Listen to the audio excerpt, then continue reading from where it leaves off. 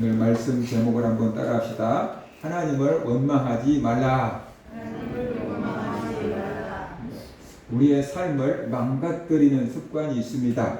그 중에 하나가 바로 원망하고 불평하는 습관입니다. 조금만 힘들어도 원망하고 불평하는 사람들이 있습니다. 왜 그런가? 그것이 습관이 되어 있기 때문에 그렇습니다. 그래서 우리가 원망과 불평이 뭘까? 이 비슷한 말 같기도 하지만 또 다르게 쓰잖아요. 사전을 찾아보니까 원망은 못마땅하게 여기어 탓하거나 불평을 품고 미워함, 이렇게 설명이 되어 있습니다.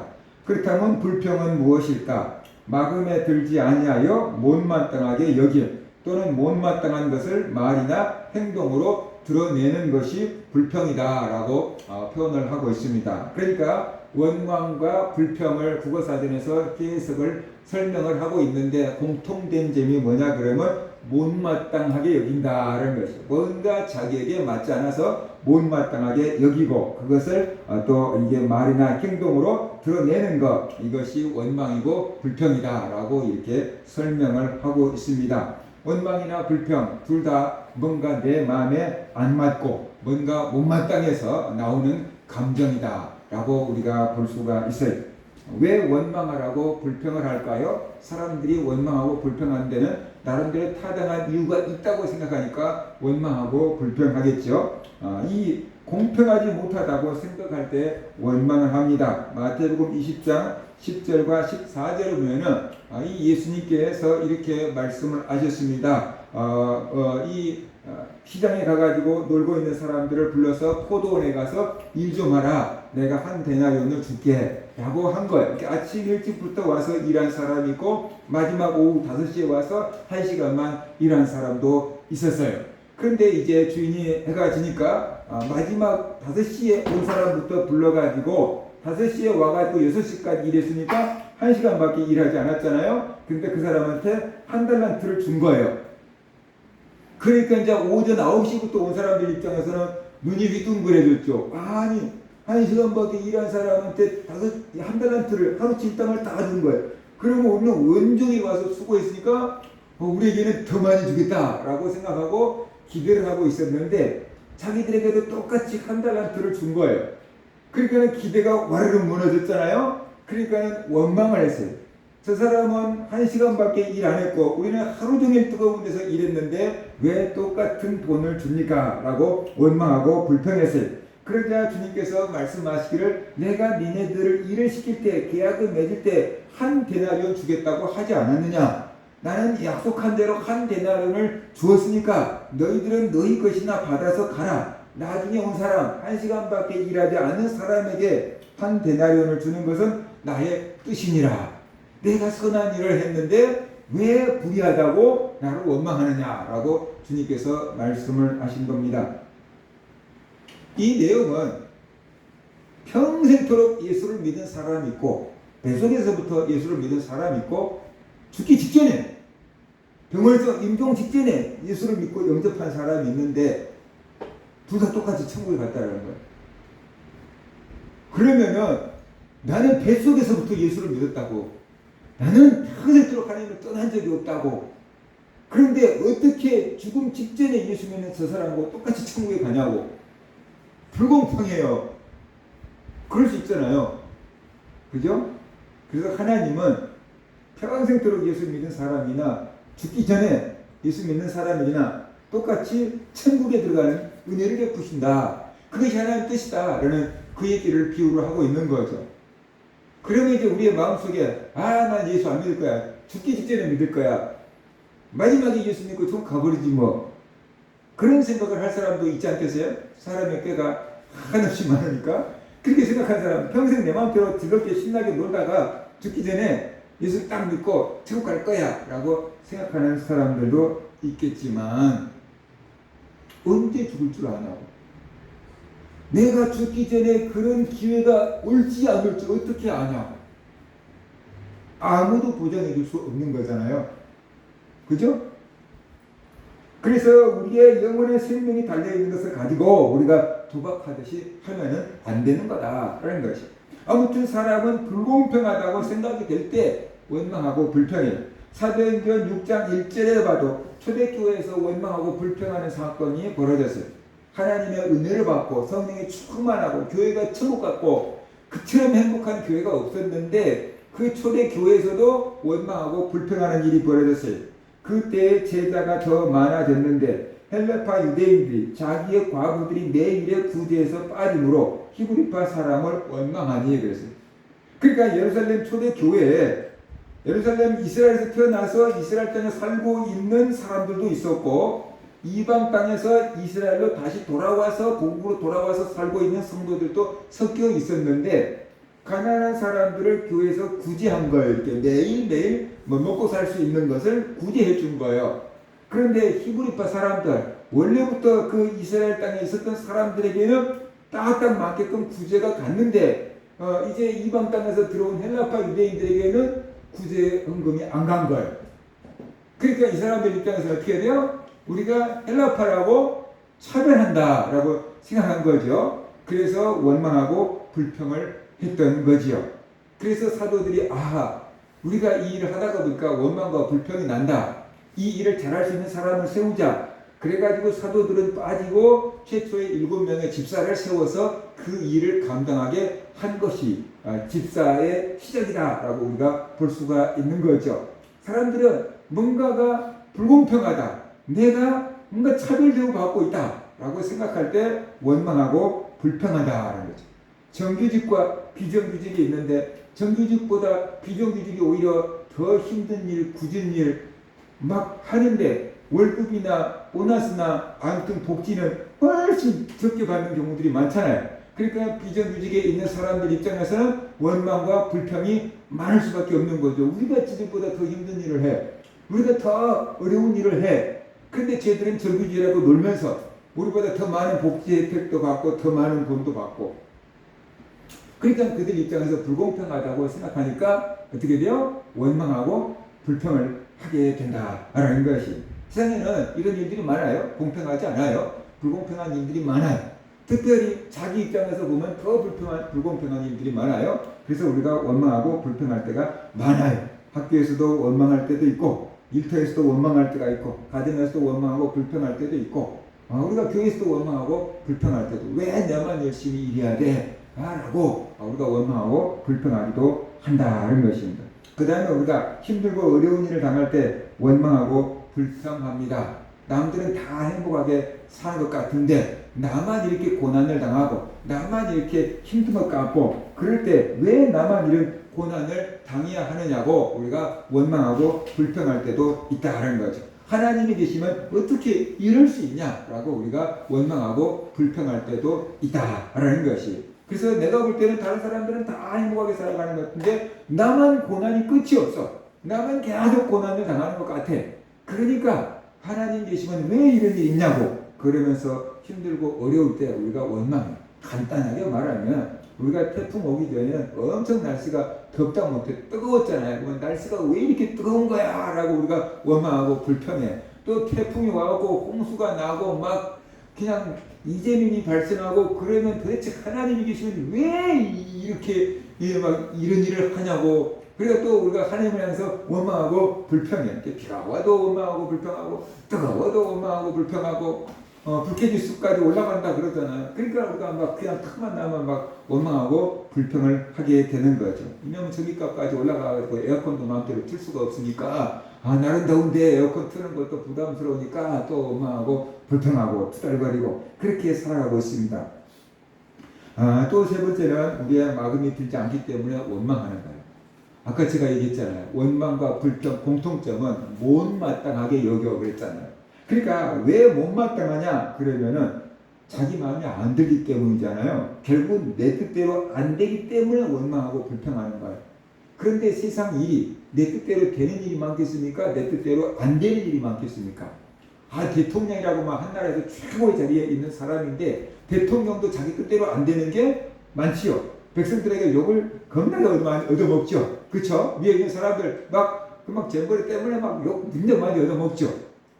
그러니까 내 뜻대로 안 되는 게 훨씬 더 많다는 것이. 오늘 본문을 봐도 이스라엘 백성들이 아주 원망하고 불평을 늘어놓고 있어요. 민수기라는 것은 이스라엘 백성들의 숫자를 이렇게 헤아렸다. 그래서 민수기잖아요. 두 번에 걸쳐서 이 애굽에서 나온 사람들 숫자를 한번 이제 헤아리고, 그 다음에 가나안 땅에 들어가기 위해서 숫자를 한번 또 헤아리고, 그래서 두 번에 걸쳐서 전 인구 조사를 했기 때문에 그것을 민수기라고 해요. 근데 다른 말로 하면 민수기를 광야에서라고 이렇게 불러요. 이스라엘 백성들이 광야에서 어떻게 살았는지를 기록해 내주는 사건이 바로 민수기다라고 볼 수 있어요. 근데 민수기를 다른 말로 하면 원망과 불평기 뭐 이렇게 해도 통할 정도로 이스라엘 백성들이 끊임없이 하나님을 원망하고 불평하는 사건들이 기록되어 있는 것, 그것이 민수기다라고 볼 수 있어요. 이게 그래서 민수기에 독특한 패턴이 나오는데, 그 독특한 패턴이 뭐냐 그러면, 조금만 힘들어도 이스라엘 백성들은 하나님을 향해서 막 원망하고 불평을 토한다는 것이. 그러면 하나님은 원망하고 불평하는 이스라엘 백성들을 또 여지없이 징계해요.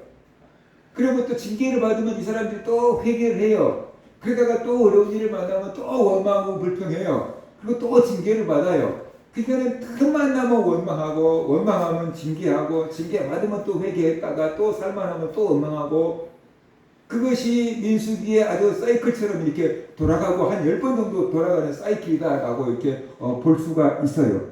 어떻게 보면 우리의 삶도 늘 그러고 있지 않는가를 우리가 생각을 해볼 수가 있는 거죠. 이스라엘 백성들이 왜 이렇게 원망을 많이 했다냐, 감사할 것들도 많은데 왜 감사하지 않고 원망했을까라고 생각하지만, 가만히 들여다보면 나도 이스라엘 백성들과 다를 바가 없구나라는 생각을 하게 되지요. 나도 하나님의 은혜를 받고 구원을 받고 살아가지만 감사하기보다는 원망하고 불평하고 살아갈 때가 많이 있다는 것이. 민수기 11장을 보면은 이스라엘 백성들은 먹을 것이 만나밖에 없다고 원망하고 불평했어요. 먹을 것이 아예 없어서 굶주려서 배고파서 죽게 돼서 원망하고 불평한 게 아니에요. 먹을 것이 만나밖에 없다라고 원망하고 불평하고 있는 것이에요. 이 이스라엘 백성들이 광야에 나가서 먹을 것이 없었는데 하나님께서 만나를 내려줬잖아요. 아침에 새벽에 나가보니까 광야에가 뭐가 이슬 속에 뭐가 쌓여있는 거예요. 이게 뭐냐? 애굽에서 본 적이 없는 음식이거든요. 그러니까는 너무 신기하니까 들고 이게 뭐야? 그런 거예요. 옆에 있는 사람도 모르겠는데 옆에 있는 사람도 이게 뭐야? 그리고 물어보니까 다 몰라. 그래가지고 이게 뭐야? 그게 이름이 됐어. 만나라는 뜻은 이게 뭐냐? 이게 뭐냐? 어떤 음식점에 가서 보니까 아무거나 그 음식 제목이 있어요. 왜냐하면 사람들이 음식이 나고 뭐 먹으려면 아무거나 그게 자꾸만 얘기를 하니까 음식점에 음식 이름이 아무거나. 그러니까 이스라엘 백성이 이게 뭐냐? 이게 뭐냐? 하다가 보니까 그게 만나가 됐는데, 그 만나의 맛은 기름 섞은 과자 맛 같았다는 거죠. 기름 섞은 과자 맛. 그러니까는 맛있었다라는 것이. 그런데 맛있는 그 만나도 오랫동안 먹으니까 질린 거지요. 오랫동안 만나를 먹으니까 이제 이거 말고 고기 좀 먹고 싶어. 누가 우리에게 고기를 줘 먹게 하겠느냐라는 거예요. 그러면 우리에게 고기를 주어서 먹게 할 분이 있다는 거예요, 없다는 거예요? 누가 우리에게 고기를 줘 먹게 할꼬 그랬어. 이스라엘들이 원망하면서 자기에게 고기를 줘 먹게 할 사람이 없다는 거예요. 모세도 자기들에게 고기를 주지 못하고 하나님도 자기들에게 고기를 주지 못한다는 것이에요. 그러면서 뭐라고 하냐면 애굽에 있었을 때가 좋았다. 그러면서 애굽에서 먹었던 음식들을 주저리 열거하는데, 우리가 생각하는 것처럼 막 스테이크 아니면 막 돈가스 막 이런 것을 열거한 게 아니고, 뭘 열거하냐 보면은 우리가 애굽에 있었을 때는 값없이 생선과 오이와 참외와 부추와 파와 마늘들을 먹은 것이 생각나거늘 이제는 우리 기억이 다하여 이 만나 외에는 보인 것이 아무것도 없도다. 이렇게 원망을 했어요. 그러니까 기껏 자기들이 먹고 싶다고 생각하는 것이 생선, 오이, 참외, 부추, 파, 마늘 이런 것들을 들먹거리면서 이제 이런 것들이 먹고 싶다. 이게 만나를 그만 먹고 싶다. 이렇게 지금 말하고 있는 거잖아요. 애굽에서 종살이 한 것은 생각하지 않고 애굽에서 먹었던 그 음식들을 그리워하고 있습니다. 그러면서 그때가 좋았다라고 말해요. 자기들이 어떻게 애굽에서 구원받았는지를 까마득하게 잊어버리고 있어요. 바로 왕이 이스라엘 백성들을 학대하잖아요. 날마다 눈만 뜨면 벽돌을 굽게 만들고 그것을 가져가서 성을 썩게 만드는데 월급도 일당도 주지 않으면서 가장 노예처럼 부려먹기만 하잖아요. 그 학대를 견디지 못해서 이스라엘 백성들이 조상들이 하나님께 기도합니다. 하나님, 우리 좀 구해주세요 라고 기도해요. 그랬더니 하나님께서 그 기도를 들으시고 모세를 보내서 이스라엘 백성들을 애굽에서 건져주지요. 바로 왕에게 10가지 재앙을 내리고 바로 왕의 항복을 받아내고 이스라엘 백성들을 종살이에서 구원해 줍니다. 그런데 이제 와서 이스라엘 백성들은 애굽에 있었을 때가 좋았다라고 합니다. 하나님이 내주신 만나보다 애굽에서 먹었던 생선과 오이와 참외와 부추와 파와 마늘이 더 좋았다라고 말하고 있어요. 그러니까 자유보다 종살이를 해도 좋으니까 먹고 싶은 거 배불리 먹고 싶어. 이렇게 지금 얘기하고 있는 것입니다. 하나님의 은혜를 완전히 저버리고 있는 거다라고 볼 수가 있어요. 하나님이 왜 광야에서 이스라엘 백성들에게 만나를 내려주었을까요? 어떻게 생각하면은 농사 지을 수 없으니까, 애굽에 있는 음식 줄 수 없으니까 하나님께서 만나를 내려줬다라고 생각할 수 있어요. 그런데 하나님이 만나 말고 다른 것도 내려주실 수 있었을 텐데 왜 만나만 내려주셨을까라는 것이, 아마 성경에 기록되어 있지 않지만 제가 생각할 때 광야를 살아가는데 가장 필요했기 때문에 만나를 내려줬을 거예요. 광야를 살아가는데 가장 필요한 영양소를 담뿍 담아가지고 만나를 내려줬을 거예요. 예를 들어서 우리가 어떤 한 가지 영양소만, 한 가지 음식만 평생 먹고 산다 그러면 오늘날 뭐 영양학적으로 본다면 영양 불균형이 찾아오겠죠. 그죠? 고기가 좋다고 평생 고기만 먹으면 어떻게 돼요? 뭐 비타민C 같은 게 분명히 부족하다고 병원에서 비타민C도 뭐 챙겨 먹으세요 라고 얘기하지 않겠어요? 하나님께서 예를 들어 40년 동안 이스라엘 백성들에게 만나와 먹일 계획을 세우셨다고 한다 그러면은 분명히 이스라엘 백성들이 40년 동안 만나 한 가지 음식만 먹었다 그러면 영양 불균형이 왔겠죠. 문제가 생겼겠죠. 그럼에도 불구하고 하나님이 이스라엘 백성에게 만나를 내려주었다라고 한다면은, 그리고 건강에 이상이 없었다라고 한다 그러면은 그 만나 속에 이스라엘 백성들이 광야에서 살아 버틸 수 있는 모든 영양분을 다 집어넣어서 만나를 줬을 거라고 생각해요. 그런데 이스라엘 백성들은 건강을 생각하고 오히려 입맛을 생각한 거죠. 그래서 그냥 애굽에서 먹었었던 그것이 좋아 그러면서 원망하고 불평하고 있는 겁니다. 이스라엘 백성들의 불평은 하나님을 향한 원망이고 불평이었어요. 하나님은 이스라엘 백성들이 불평하는 소리를 들으셨어요. 이거 문제예요. 하나님은 우리가 하는 기도 소리를 들으시죠. 하나님은 우리가 하나님께 감사하는 것을 들으시죠. 그런데 그것만 듣는 게 아니고 우리가 하나님을 향해서 원망하고 불평하는 소리도 다 듣고 계신다라는 것이. 우리는 하나님을 향해서 기도해요. 우리는 하나님을 향해서 감사해요. 우리는 하나님을 향해서 찬양해요. 그런데 하나님께서 그런 것만 듣고 계신 게 아니고 하나님을 향해서 원망하고 불평하는 소리까지 다 듣고 계신다라는 것이. 고기가 먹고 싶다고 원망하고 불평하는 소리를 들었어요. 만약에 이들이 고기가 먹고 싶다고 원망하고 불평하지 않고 모세에게 가서 우리 만나 너무 많이 먹어서 질렸어요. 우리에게 고기 좀 먹게 해주세요. 기도해서 우리에게 고기 좀 먹게 해주세요 라고 모세에게 만약에 부탁을 했다고 한다 그러면은 상황이 달라졌겠죠. 그런데 누가 우리에게 고기를 주어 먹게 하겠느냐라는 소리는 모세한테 말해봐도 소용없다는 거예요. 모세가 어떻게 이 많은 사람들을 다 먹겠느냐라는 거죠. 그죠? 하나님도 어떻게 할 수 없다라는 그 전제 하에서 누가 우리에게 고기를 주어 먹게 하겠느냐라고 원망하고 불평하고 있는 거잖아요. 그러니까 아무도 자기들에게 고기를 줄 사람이 없다라고 생각했기 때문에 기도할 생각도 안 하고 그냥 원망만 불평만 한 거예요. 불가능하다고 생각했기 때문에 그런 거예요. 그런데 하나님은 이스라엘 백성들이 원망하고 불평하는 소리를 딱 들었어요. 그리고 하나님은 어떤 느낌을 받았냐면 내가 너희들에게 고기를 줄 수 없다고? 그럴 거예요. 내 능력을 그렇게 못 믿어? 내가 너희들에게 고기라고 먹게 해줄게. 하나님이 그렇게 말씀하신 거예요. 그런데 기도해서 고기 먹게 해주세요. 그러면 알았다. 내가 고기 먹게 해줄게. 맛있는 거 줄게. 이렇게 기분 좋게 하나님이 응답을 해주시는 건데 이스라엘 백성들이 누가 우리 고기를 좀 먹게 하겠느냐고 불신앙적인 얘기를 하면서 원망하고 불평했기 때문에 하나님께서 너네들이 나를 무시해. 내 능력을 보여줄게. 고기 먹게 해줄게. 그랬는데 기쁜 마음으로 응답해 준 게 아니에요. 내 능력을 보여주겠다. 니네들이 나를 그렇게 무시하는데 내가 니네들이 고기를 먹일 수 있게끔 있는 분이라는 것을 보여줄게.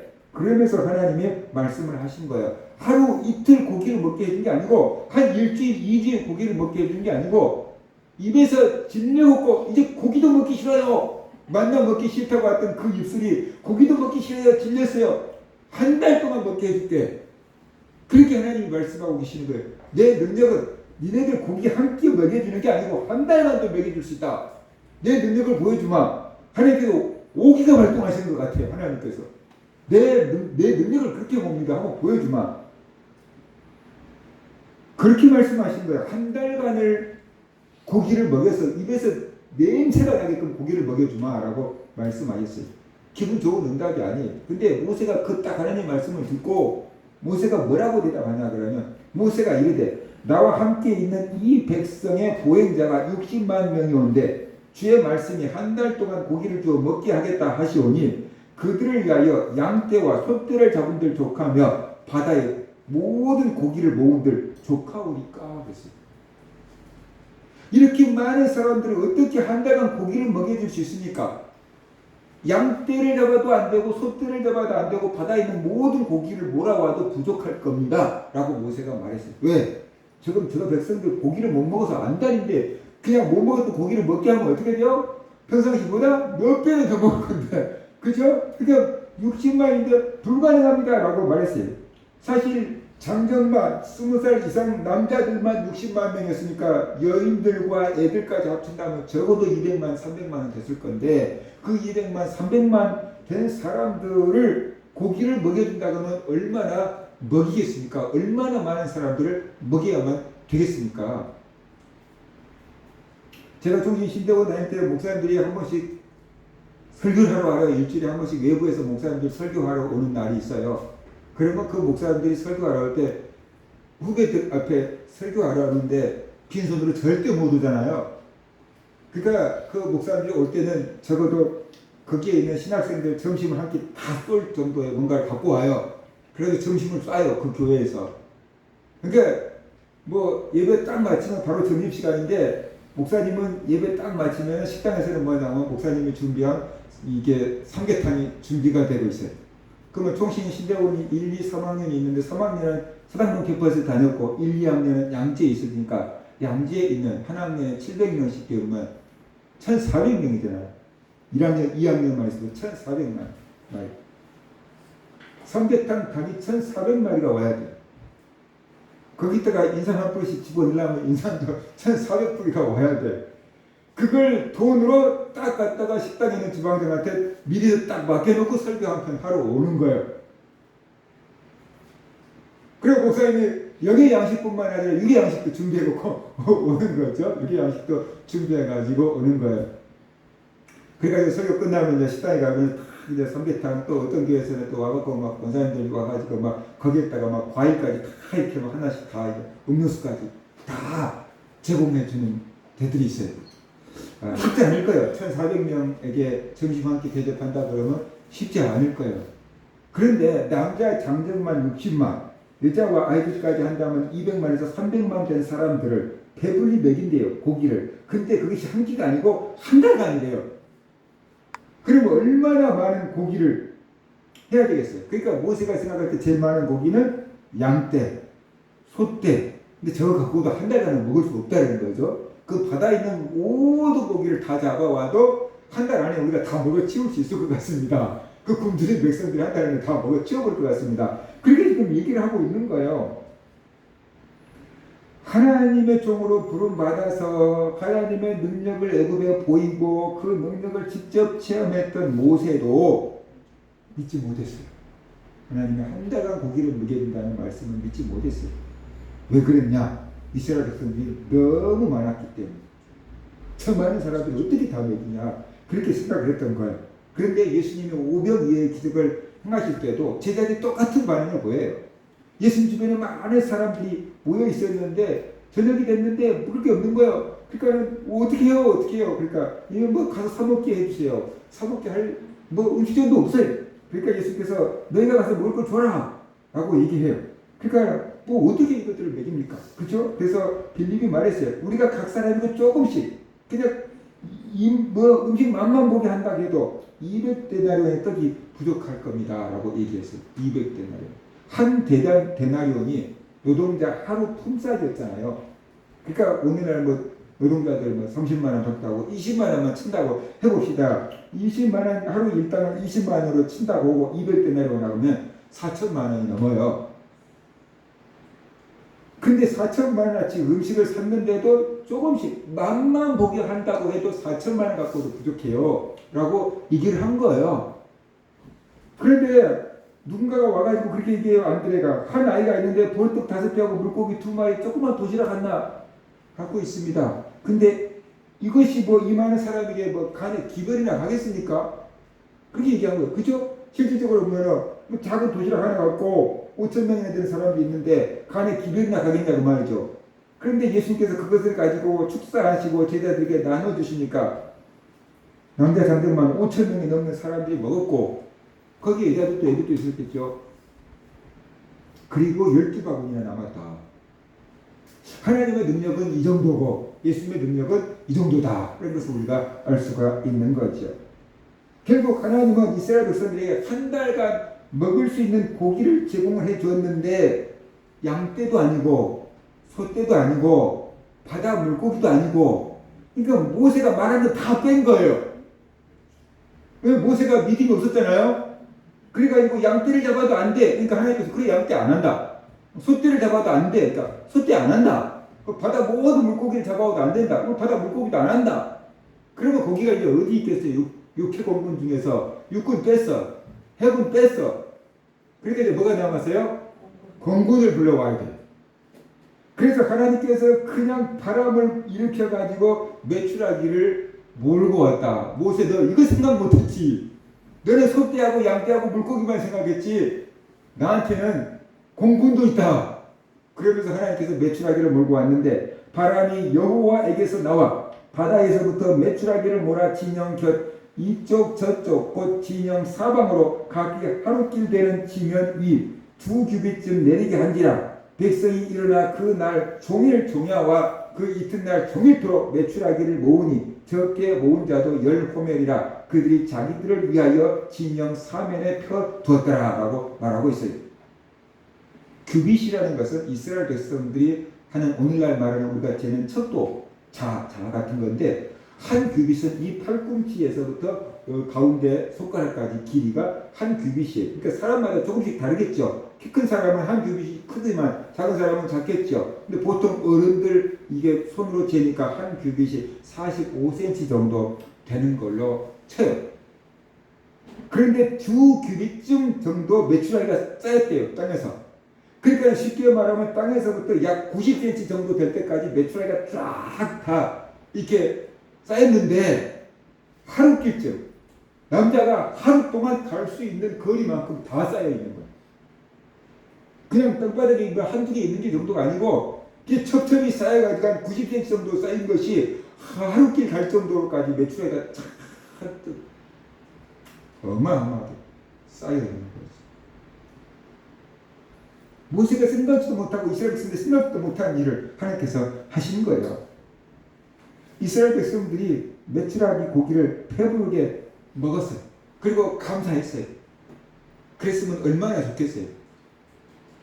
그런데 해피엔딩으로 끝나는 게 아니고 아주 샌드엔딩으로 끝나죠. 민수기 11장을 보면 행복한 결말이 아니고 정말 비극적인 결말로 끝을 내고 있습니다. 하나님은 원망하고 불평한 이스라엘 백성들에게 징계했는데 어떻게 징계하셨을까요? 큰 재앙을 내렸다 그랬어요. 민수기 11장 33절 34절 보면 고기가 아직 이 사이에 있어 씹히기 전에 여호와께서 백성에게 대노하여 진노하사 심히 큰 재앙으로 치셨으므로 그곳 이름을 기브롯 핫다와라 불렀으니 욕심을 낸 백성들을 거기에 장사함이었더라. 탐욕의 무덤이 되어버렸어요. 탐욕을 낸 사람들 고기가 이 사이에 들어가서 씹기 전에 하나님께서 재앙을 내서 죽게 만들었어요. 그래서 욕심을 탐욕을 낸 사람들이 죽었는데 거기에 큰 무덤이 되어버렸어요. 하나님은 많은 메추라기를 내려주셨어요. 이스라엘 백성들이 메추라기를 입에 넣고 씹기도 전에 하나님께서 진노했어요. 왜 진노했을까? 그들의 불신앙 그리고 징계였어요. 그래서 하늘 사람들이 욕심으로 말미암아서 죽게 되었습니다. 그렇게 원하던 고기를 쌓아두고 먹지도 못하고 죽었어요. 하나님을 원망하고 불평하는 것이 별것 아닌 것처럼 보입니다. 그런데 정말로 큰일 날 일입니다. 원망하고 불평하면 행복한 결말을 볼 수가 없습니다. 하나님을 원망하고 불평하면은 비극적인 결말이 있습니다. 왜냐하면 너희들의 입에서 나온 그대로 내가 듣고 시행하리라 그랬거든요. 하나님께서 이스라엘 백성들이 가나안 땅을 정복하고 와서 불평하면서 거기 가면 우리는 잡혀 죽습니다. 정복하지 못합니다. 그러니까 네 말, 네 내게 들린 대로 내가 행하리라 그러잖아요. 그래서 그 사람들은 가나안 땅에 들어가지 못하고 광야에서 다 죽고 말잖아요. 원망하고 불평하는데 좋은 얘기 하겠습니까? 안 좋은 얘기 하죠. 근데 안 좋은 얘기대로 하나님께서 다 듣고 그냥 그거 시행시켜준다는 거예요. 그러니까 원망하고 불평하면은 어떻게 돼요? 결국엔 비극적인 결말을 볼 수밖에 없다는 것이. 그러니까 우리가 원망하고 불평하는 습관을 버려야 한다라는 겁니다. 왜 이스라엘 백성들은 원망하고 불평했을까요? 조금 전에도 말씀드렸던 것처럼 만나만 먹는 것이 질렸기 때문에 그래요. 처음에는 만나를 먹었을 때 너무 신기하고 너무 맛있고 너무 감사했을 거예요. 하나님 감사합니다 그랬어요. 광야에서 먹을 것을 줬으니까. 그런데 계속해서 만나만 먹다가 보니까 질리게 된 거예요. 그래서 고기가 먹고 싶다고 하면서 원망하고 불평합니다. 우리들이 하나님께 이거 해주세요 저거 해주세요. 하나님께서 응답을 해줬어요. 직장을 주세요. 시험만 하게 해주세요. 그렇게 기도했어요. 그때 하나님께서 직장을 해줬어요. 취업을 했어요. 감사했어요. 근데 그 감사가 얼마나 가냐 그 말이죠. 1년 2년 다니다 보면 이딴 회사를 다녀야 돼. 그러면서 우리가 회사, 직장, 동료들, 이 사람들 얼마나 원망하고 불평하고 있냐라는 거죠. 감사할지 몰라요. 어느 순간. 그렇죠? 이스라엘 백성이 처음에는 만나를 먹을 때는 감사했어요. 그런데 계속 먹으니까 이제 질리다고 막 그래. 회사 취직만 시켜달라 그래. 취직 시켜줬어요. 근데 나중에 보니까 왜 더 좋은 회사가 있는데 이런 회사를 취직시켰냐고. 왜 이 회사는 힘들게 일만 하고 월급을 적게 주냐고. 그러면서 또 우리가 원망하고 불평할 때도 얼마나 많이 있냐는 거예요. 이스라엘 백성들과 우리가 다를 바가 없어요.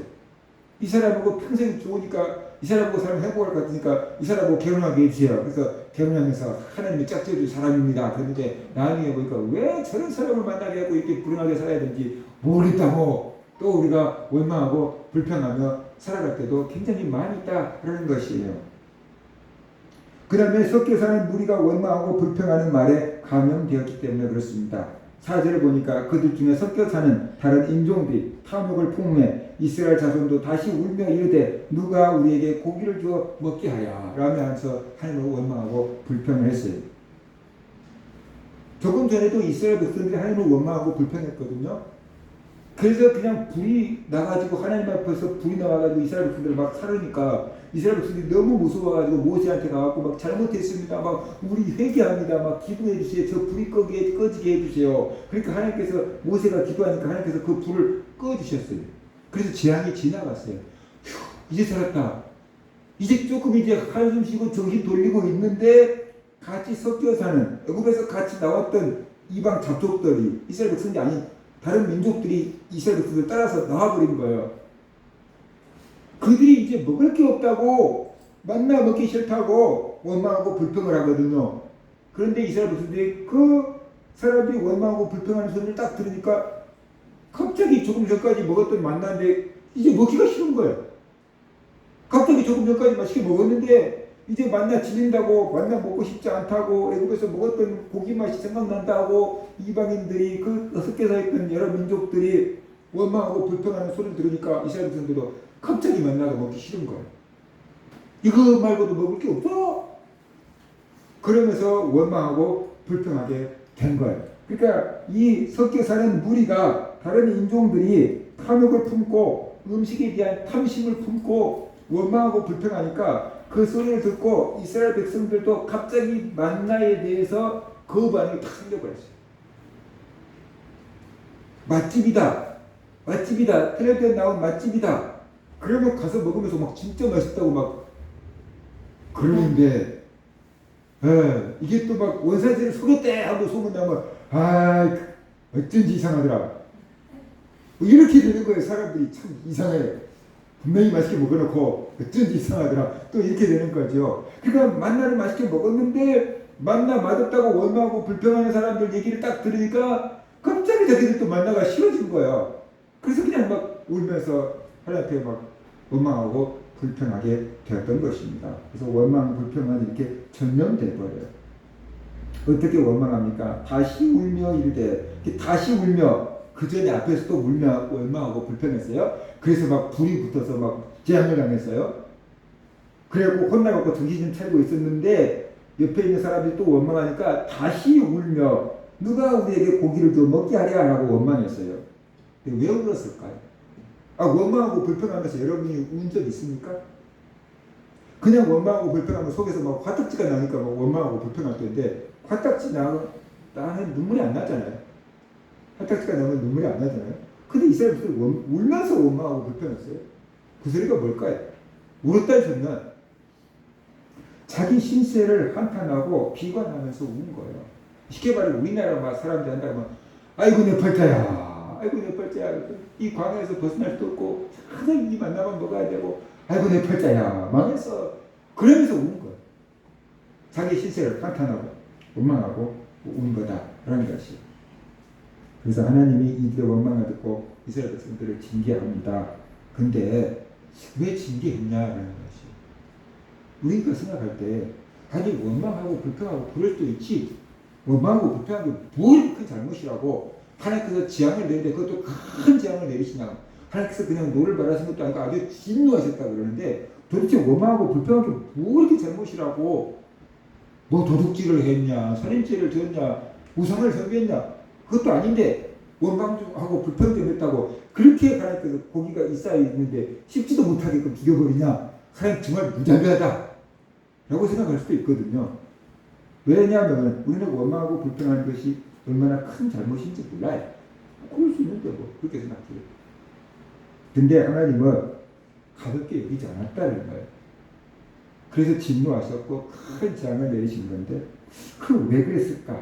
원망과 불평은 하나님을 멸시한 거라 라고 하나님은 받아들이신 거예요.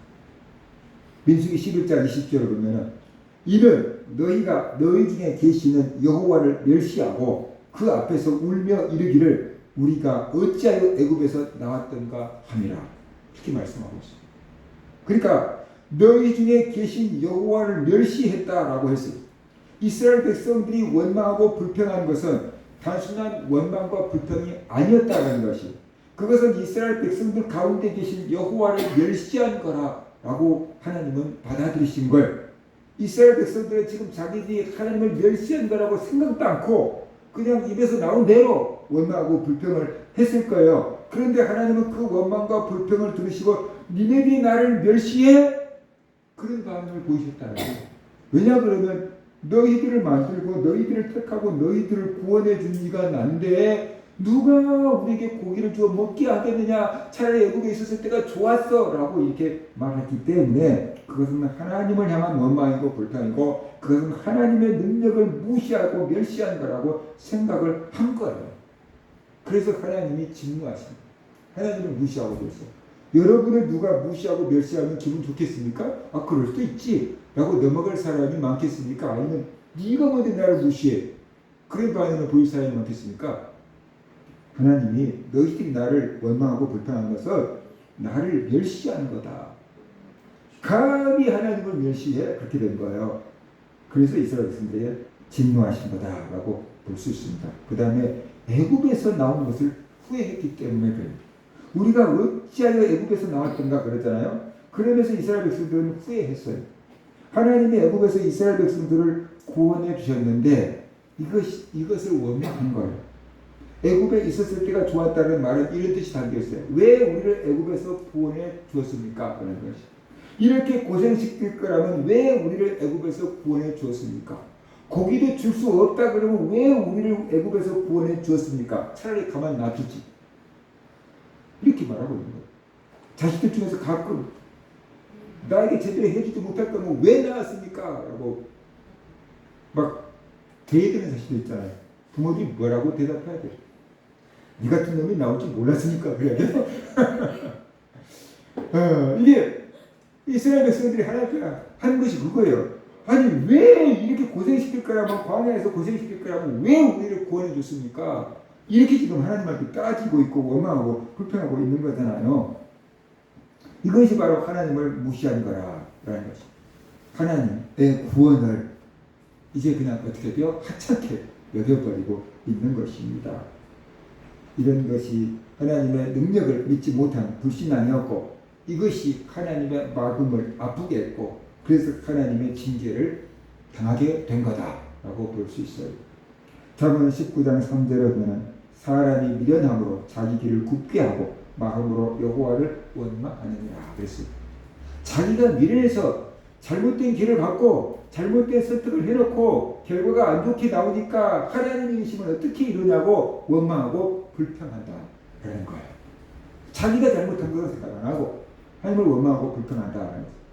시편 37편 8절에 보면 분을 그치고 노를 버리고 불평하지 말라 오히려 악을 만들 뿐이라. 자꾸만 분을 내고 노를 내고 불평을 하면은 오히려 더 나쁜 일만 벌어진다는 거예요. 그러니까 불평하지 마라. 더 나쁜 일만 생긴다. 그렇게 말씀하고 있는 거예요. 자, 그러면 어떻게 하면 우리가 원망하지 않고 불평을 끊을 수 있을까? 이런 것이. 우리가 원망하지 않고 불평을 끊을 수 있는 방법.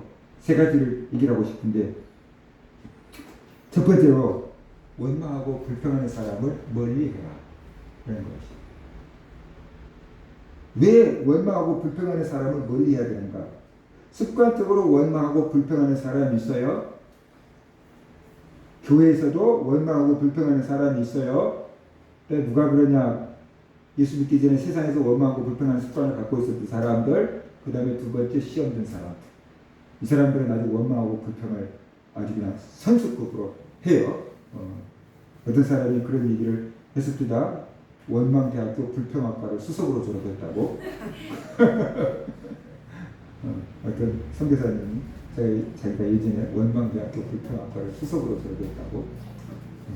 그게 이제 은혜받아야 달라지는 거죠. 그렇죠? 시험이 들면 누구나 그렇게 돼요.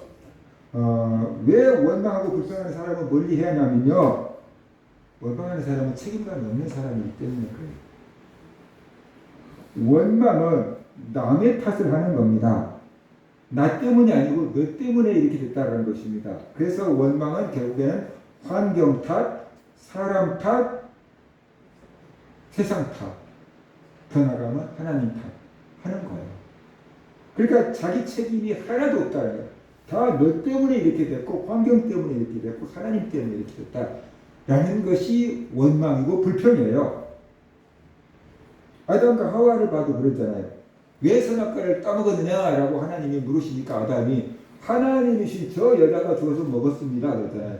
그러니까 아담은 하나님 탓하고 여자 탓했어요. 하나님이 저런 여자 주지 않았으면 난 선악과 안 먹었어. 하나님이 저런 여자를 줬으니까 내가 선악과를 먹어. 저 여자가 주니까 먹었어. 하나님 준 여자가 잘못. 그러니까 여자 잘못이고 하나님 잘못이고. 하나님 탓하고 여자 탓하잖아요. 그러니까 하나님께서 어이가 없어가지고 여자에게 그러면 너는 왜 선악과 먹었냐? 라고 물어보니까 하와도 할 말 했잖아요. 또 뱀이 꼬이시니까 뱀이 꼬임에 넘어가서 먹었습니다. 뱀 잘못이지 내 잘못 아니라고. 그래서 뱀의 탓을 하잖아요. 근데 하나님께서 뱀에게 너는 왜 선악과 따먹게 했니? 라고 이렇게 물어봤으면 뱀이 뭐라고 대답했을까? 근데 거기에는 하나님이 질문 안 해요. 뱀에게는. 저 새끼한테는 물어봤자 똑같을 거야. 아마 그렇게 생각하시는데 어떤지는 모르겠지만 뱀에게는 물어보질 않아요. 뱀에게 물어봤으면 뭐라고 대답했어요? 너는 왜 선악과 따먹으라고 했니? 라고 물어봤으면 뱀이 뭐라고 대답했을까요? 하나님이 하지 말라고 하는 짓을 나는 하고 싶잖아요. 아마 그러지 않았을까 싶어요. 아무튼 그래요. 근데 우리는 아담과 하와의 후손이에요. 그게 자꾸만 힘들고 어려우니까 완전히 있으면 자꾸만 남의 탓을 하는 거예요. 정부에서 잼버리 실패해도 다 서로 탓하겠죠. 그렇죠? 여가부에서는 또 전라부도 탓하고 전라북도에서는 또 여가부 탓하고 또 누구 탓하고 그러겠죠. 내 책임이 없다는 거죠. 우리도 아담과 하와 같을 때가 많습니다. 누구 때문에 상처받았다. 교인들, 그죠? 누구 때문에 상처받았다. 누구 때문에 시험 들었다. 누구 때문에 교회 안 나온다. 그러면서 교회 떠나는 사람들 많잖아요. 핑계 없는 무덤은 없다고 그랬어요. 다 죽는 원인이 있고 핑계가 있는 거예요. 그러니까 교회 다니다가 그만둔 사람들 한결같이 이유가 있어요. 근데 자기에게 이유가 있는 사람은 하나도 없어요. 교인에게 상처받았어요. 목사님한테 상처받았어요. 교회에 상처받았어요. 그잖아요. 그죠? 다 상처받았대. 다 그래서 시험 들었대. 나 때문이 아니래. 저 사람 때문이래. 분명히 그럴 수 있어요. 뱀이 꼬셨어요. 하와가 죽었어요. 그러니까 먹은 거예요. 근데 하나님 입장에서 보면 뱀이 꼬셔도 먹어야 돼요? 먹지 말아야 돼요? 안 먹어야 돼요. 여자가 줘도 먹어야 돼요? 안 먹어야 돼요? 안 먹었어야 돼요. 근데 지가 먹어놓고 내 탓 아니래. 제 탓이래. 근데 하나님께서 그러면 그래 너는 뱀이 꼬셔서 먹었구나. 너는 무죄. 그래 니는 내가 준 여자가 먹으라 해서 먹었구나. 넌 무죄. 그랬습니까? 여자에게도 해산의 수고를 줬고 남자에게도 땀 흘려야 먹고 살 수 있는 징벌을 내셨잖아요. 아무리 나에게 상처를 준 사람이 있고 아무리 나에게 못마땅한 사람이 있다고 할지라도 하나님을 떠나면 거기에 대한 책임은 자기가 져야 된다는 거예요. 그러니까 상처 주고 실족해 하는 사람도 하나님 앞에서는 심판을 받겠지만 상처받아서 하나님을 떠나고 교회를 떠난 사람도 심판을 피할 길이 없다는 거예요. 핑계가 안 통한다. 자기 믿음을 자기가 지켜야 된다라는 것이. 그러니까 이 사람한테 상처받았어요. 저 말에 상처받았어요. 그리고 교회를 떠나면 자기만 손해다. 마귀만 좋아한다. 라는 거예요. 자기만 손해다. 마귀만 좋아한다. 그런 사람들이 종종 있어요. 자기가 똑똑한 것 같아요. 그래서 문제 없는 교회를 찾고 있대요. 근데 이 세상에 있는 모든 교회 중에 문제 없는 교회는 없어요. 문제 없는 교회는 없어요. 자기가 깊이 안 들어가서 모를 뿐이지. 문제가 있다는 것을 모르는 교회는 있을 수 있어요.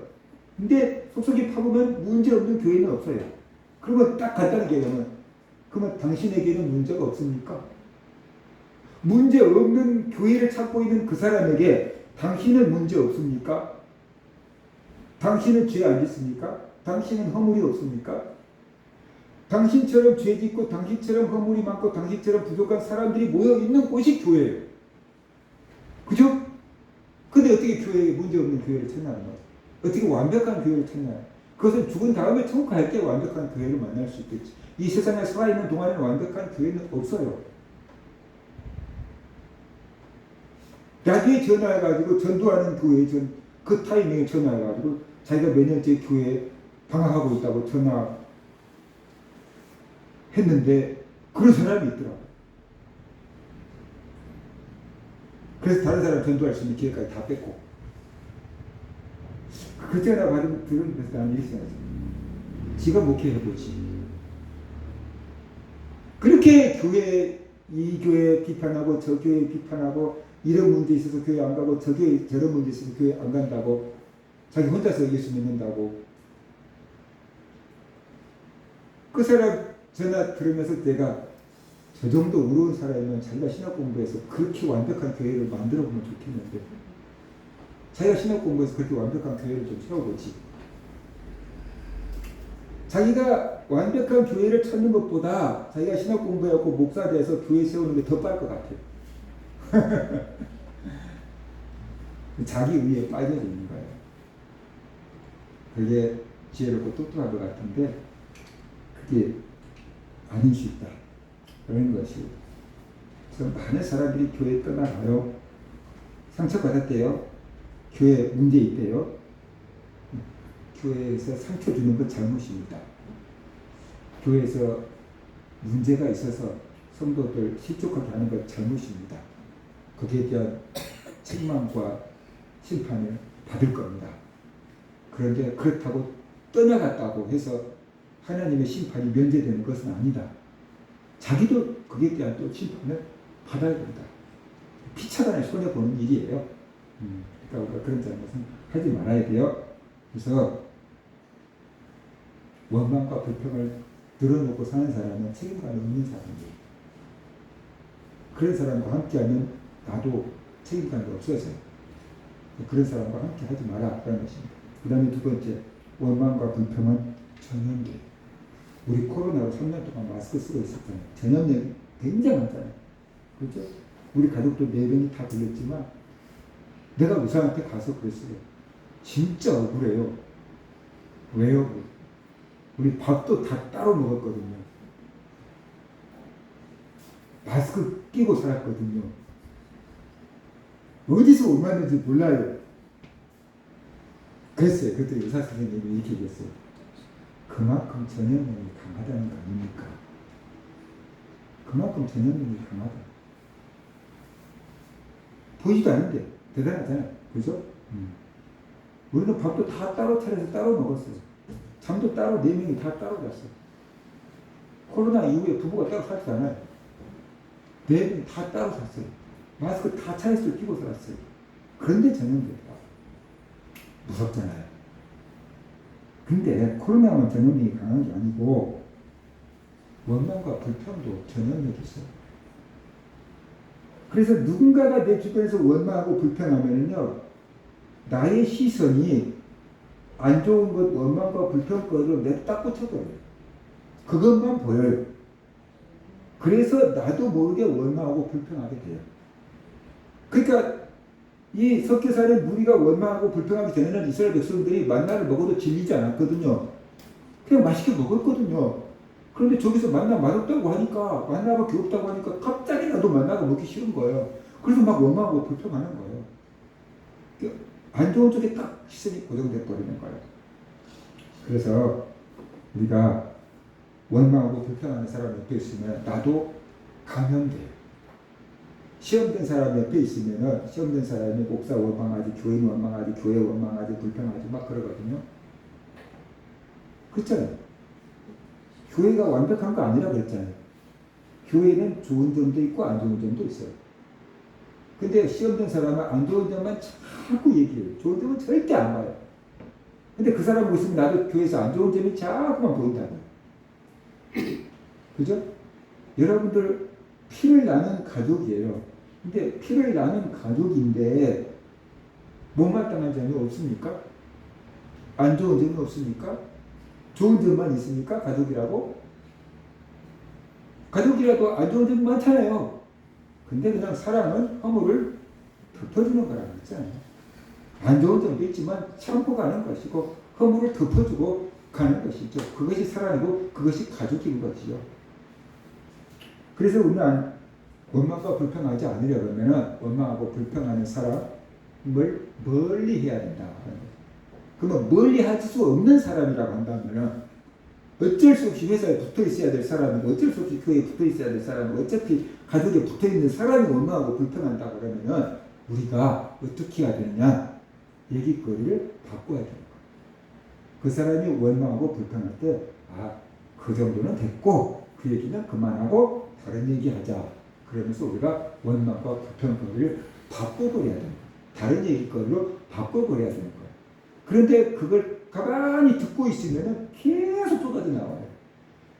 그런데 나도 계속 듣고 있으면 그게 내 정보 속에 들어가가지고 언젠가 무의식 속에 나온다. 그러니까 얘기거리를 다른 걸로 바꿔야 돼요. 회사에서도 윗사람들 비난하고 막 그런 사람도 있잖아요. 그 막 맞장구 치다가 막 1시간 간지도 모르고 막 그러고 있을 수 있잖아요. 그 얘기거리를 다른 걸로 바꿔야 되는 거죠. 그 얘기는 그만하고 그냥 다른 얘기 하자. 그렇게 하면서 우리가 다른 얘기거리를 툭 던져 넣을 때 그 분위기를 바꿀 수가 있는 거다라는 것이. 저는 신학교 다닐 때 그런 사람을 봤어요. 진짜 뭐 안 좋은 얘기를 했는데 나이가 많이 들어서 신학을 하던 그 선배가 근데 그 얘기는 그만하지요. 그러니까 딱 달라지더라고요. 분위기가. 와 진짜 대단하다. 그런 생각, 저 선배 진짜 존경스럽다. 그런 생각이 들더라고요. 그래서 그 얘기는 그만하고요. 다른 얘기 합시다. 라고 얘기해도 딱 달라져요. 그걸 끊어야 돼. 불평의 고리를 끊어야 돼. 근데 그걸 계속 들어주고 있으면 끝이 없어요. 또 내가 들어주니까 또 날 찾아와서 계속 원망하고 불평해요. 그래서 나를 계속 오염시켜요. 그러니까 우리가 그런 사람을 멀리 해야 되고, 멀리 할 수 없다 그러면 어느 정도 들어주고 딱 끊어야 돼. 그 얘기는 그만하고 이제 다른 얘기 합시다. 술 취한 사람은 한 얘기 또 하고 한 얘기 또 하고 계속 한 얘기 또 해요. 그것도 한 얘기 또 해요. 나 그런 사람 봐갖고 술 취한 사람 싫어요. 근데 술 취한 사람은 자기는 한 얘기 또 하고 또 하고 또 하고 하거든. 근데 시험 든 사람은 한 얘기 또 하고 또 하고 또 하고 계속 원망거리고 불평거리고 또 해요. 내 잘못 없다는 거야. 내 마음 알아주라는 거야. 자기 시험 드는데 정당성이 있다는 거야. 그다음 이제 그런 사람들을 가까이 안 해야지. 그 다음에 두 번째는 감사할 것을 찾아야 돼요. 솔맨이라고 하는 화가가 있어요. 결혼한 지 얼마 지나지 않아서 중환병에 걸렸어요. 당신은 임파선 결핵을 앓고 있습니다. 앞으로 3개월밖에 살지 못합니다. 라고 의사가 말했어요. 근데 그의 부인은 유명한 가수였고 지금 임신 중 첫째 애를 임신한 상태였어요. 아내에게도 미안하지만 앞으로 태어날 아이를 생각할 때 정말로 죄스러웠어요. 그래서 몹시 괴로워했어요. 그때 아내가 위로하면서 이렇게 말했어요. 3개월밖에 못 산다고 생각하지 말고 하나님께서 3개월을 허락해 주셨다고 생각하며 감사하세요. 아무도 원망하지 말아요. 3개월이 얼마입니까? 천금 같은 그 기간을 가장 아름답게 만들어요. 그러면서 오로지 3개월이나 허락하신 하나님께 감사하자고 했어요. 그래서 둘은 기뻐하면서 감사하면서 열심히 일했어요. 그런데 그 병이 씻은 듯이 나와버렸어요. 3개월 시한부 인생이 3개월이 지났는데 오히려 몸이 더 건강해졌어요. 병원에 가서 검사를 해보니까 임파선 결핵이 깨끗하게 다 사라져버린 거예요. 그래서 이 주치의인 존 헨리라는 사람이 너무 놀라가지고 물었어요. 3개월 동안 무슨 약을 먹었기에 이렇게 깨끗하게 나왔습니까? 라고 물었어요. 그랬더니 솔맨이 대답했어요. 다른 약은 먹은 게 없고 아내가 주는 감사하는 약을 순간마다 먹었습니다. 라고 했어요. 그랬더니 주치의가 박수를 치면서 바로 그것이 면약입니다. 그리고 감사는 최고의 항암제요, 최고의 해독제, 최고의 치료제입니다. 라고 외쳤어요.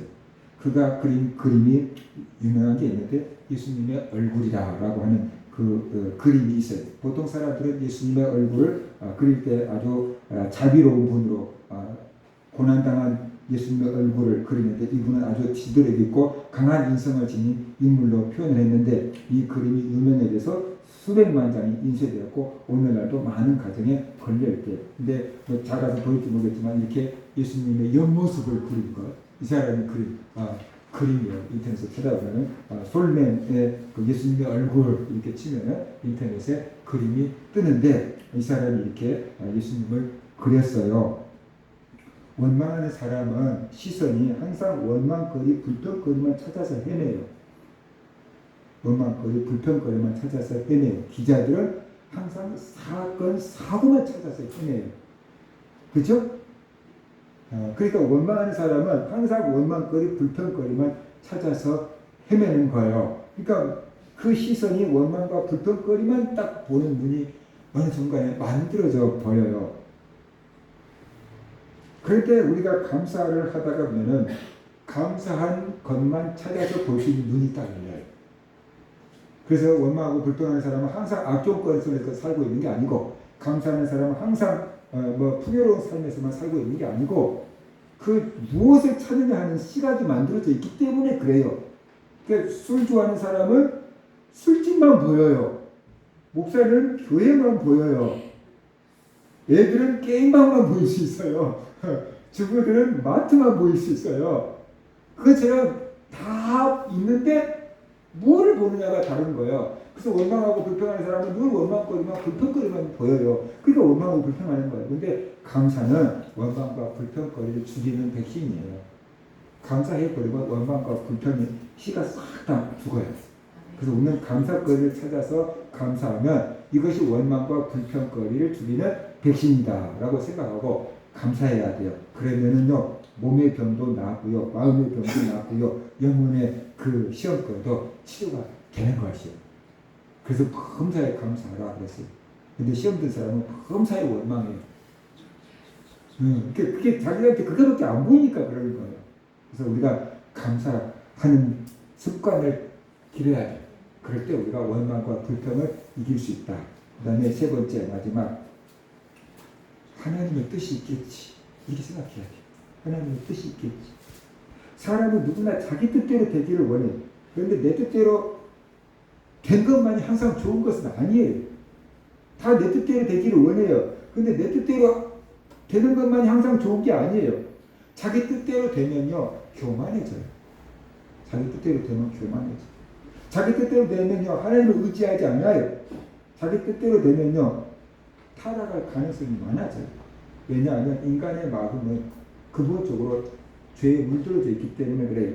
만물보다 거짓되고 힘이 부패한 것은 마음이라. 누가 능히 이를 알리오마는 나 여호와는 심장을 살피며 폐부를 시험하고 각각 그의 행위와 그의 행실을 보응하나니라고 에레미야 17장에서 말씀을 하고 있어요. 여러분 뜻대로 다 되면 어떻게 되겠습니까? 여러분이 원하는 대로 다 돼요. 그러면 여러분이 경건해지겠습니까? 거룩해지겠습니까? 아니면 죄를 짓고 교만하고 타락해질 것 같습니까? 한번 생각을 해보세요. 여러분에게 엄청난 돈이 있다. 여러분에게 엄청난 권세가 있다. 그러면 그 돈과 권세를 가지고 가난하고 헐벗고 힘없는 사람들을 도와주는 쪽으로 쓰겠습니까? 아니면 나보다 힘없고 돈 없는 사람들을 무시하면서 갑질하면서 살겠습니까? 근데 갑질한 사람들은 그것이 갑질이라고 생각을 안 하니까 문제죠.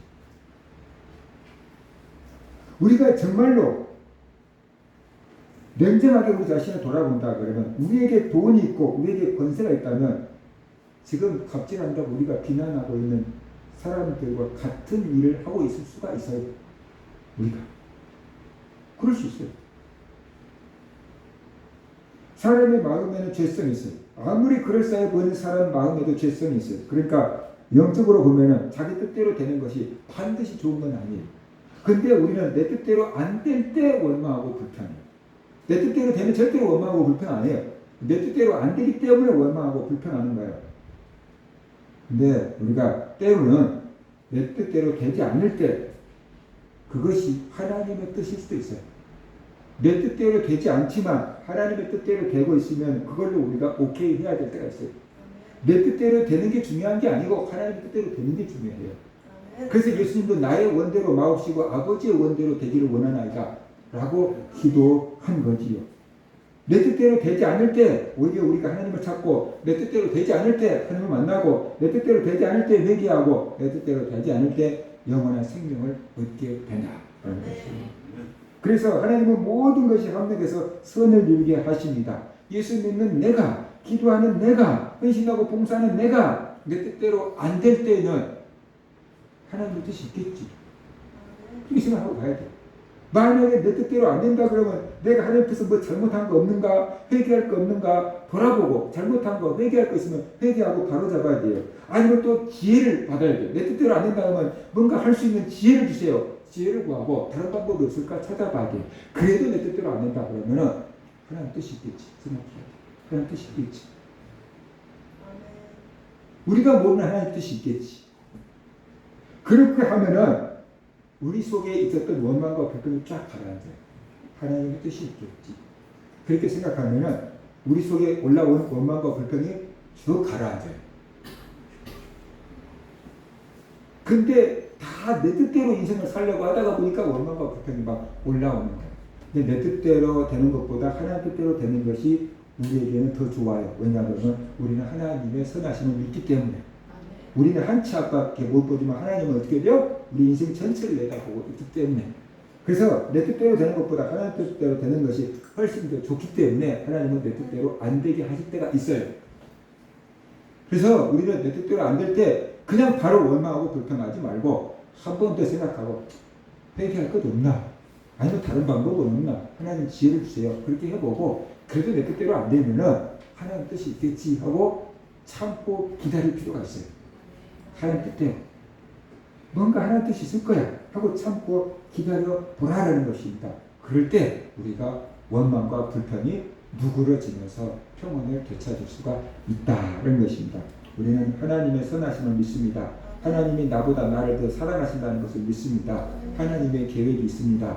그러니까 안 될 때도 하나님 뜻이 있을 거야 라고 믿고 하나님께 맡기며 살아가는 성도들 되시기를 주의 이름으로 축원합니다.